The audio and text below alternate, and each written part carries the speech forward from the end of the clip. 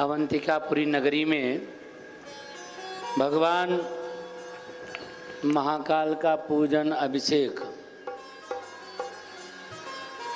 आज सोम प्रदोष है।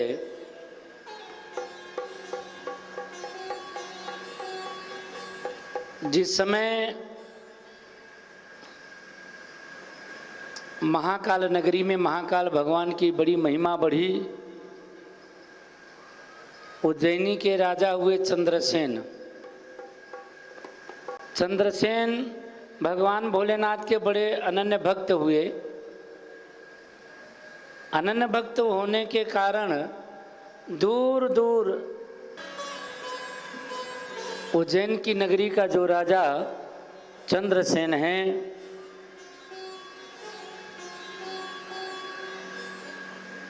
भगवान शिव के अनन्य भक्त हैं। महाकाल भगवान की प्रतिदिन पूजा करना, उन्हीं में रमे रहना, उनसे कहीं दूर ही नहीं होना, हटना ही नहीं, बस भगवान से ही उनकी प्रीति लगी हुई है। धीरे धीरे ये सूचना पूरे नगर में गई, जो अपना राजा है बड़ा धार्मिक है। बड़ा धार्मिक राजा, राजा धार्मिक हो तो प्रजा भी धार्मिक होती है। राजा क्रूर हो, तानाशाह हो तो प्रजा में भी क्रूरता और तानाशाह आ जाया करता है। चंद्रसेन महाराज बड़े ही धार्मिक, प्रतिदिन सुबह शाम मध्याह्न काल तीनों समय में भगवान शिव की पूजा आराधना उपासना करते। भगवान की भक्ति को देख करके नगर के लोग भी भक्त हो गए। पड़ोस के राजाओं को पता लगा हमारा जो पड़ोसी राजा है वो भक्ति करने में लगा रहता है, शिव की पूजा करने में लगा रहता है, उसे भक्ति के सिवा, शिव पूजन के सिवा और कुछ नहीं सूझता। वो भक्ति भाव में ही रत रहता है, और जो भक्ति भाव में रत रहेगा तो वो शस्त्र चलाना भूल जाएगा। उसके यहाँ की सैनिक की तैयारी समाप्त हो जाएगी, क्योंकि वो दिन रात कीर्तन भजन में रहेगा, भगवान के पूजन में रहेगा, तो वो तैयारी क्या करेगा, कब करेगा। ऐसा सोच करके पड़ोसी राजा एकत्रित हो करके चंद्रसेन के ऊपर आक्रमण करना चाहते हैं। चंद्रसेन के नगरी को चारों तरफ से घेरने लगे। राजा को पता भी लग गया कि अवंतिकापुरी में उज्जैन नगरी को दुष्टों की नज़र लग गई है। वो हमारे शहर पर, हमारे राज्य पर आक्रमण करना चाहते हैं, हमें पराजित करके अपना राज्य स्थापित करना चाहते हैं।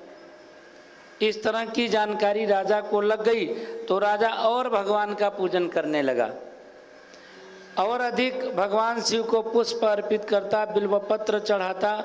बिल्वपत्र पुष्प आदि चढ़ा करके खूब तन्मयता के साथ में भगवान शिव की पूजा आराधना अभिषेक करता।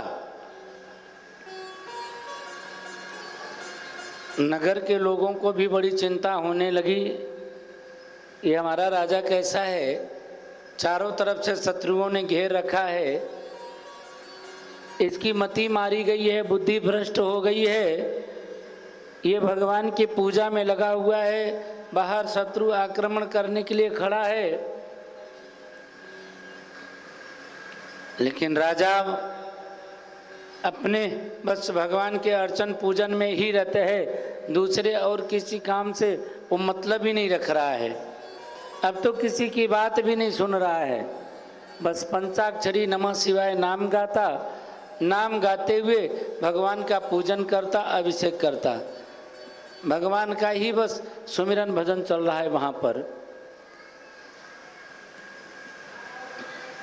जब राजा चंद्रसेन भगवान शिव की पूजा करते तो वहाँ पर एक गोप और उसकी माँ भगवान शंकर का पूजा करने के लिए, अभिषेक करने के लिए फूल और बिलपत्र लेकर के आए।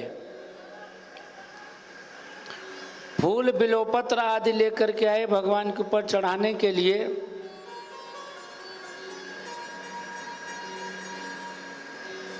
छोटे से श्रीकर की मैया ने फूल बिलपत्र आदि दे दिया चढ़ाने के लिए और वहीं दूर बैठ करके देखती रही।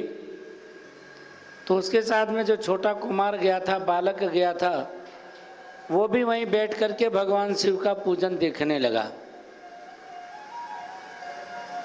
ये राजा भगवान शिव की पूजा कैसे कर रहे हैं, पूजा करने की विधि देख रहा है। तो श्रीकर की मैया कुछ काम से बाहर गई और बाहर जा कर के थोड़ी देर बाद लौट करके आई, अपने लल्ला को लेकर के घर जाने लगी। तो लल्ला कहता है, मैया थोड़ी और पूजा देख लेने दो।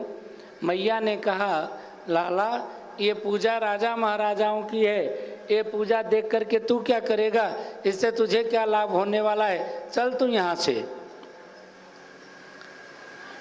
वार्तालाप करते करते राजा की पूजा संपन्न हो गई।